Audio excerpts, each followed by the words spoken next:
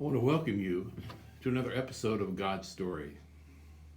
This is a weekly faith formation event where God's story is told, and we have time to talk about how this story is still real for us. Today's story is called Marriage and Wine, and it is from the Gospel of John, the second chapter, beginning at the first verse. 3 days later, there was a wedding in the village in Cana of Galilee. And Jesus' mother was there, and Jesus and his disciples were guests also.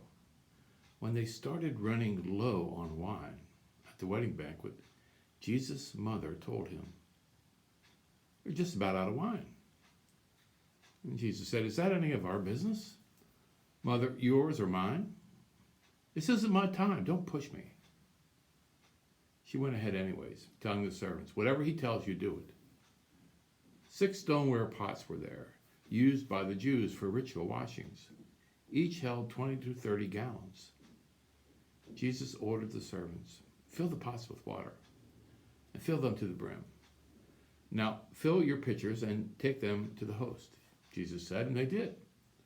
When the host tasted the water that had become wine, he didn't know what had happened, but the servants, of course, knew.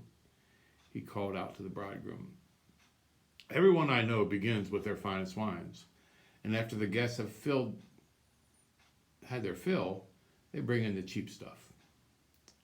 But you saved the best until now." This act in Cana of Galilee was the first sign Jesus gave, the first glimpse of his glory, and his disciples believed in him. Now I'd like you to take a little time and take a look at our website and see how the story is still real to you today. And you have a great week.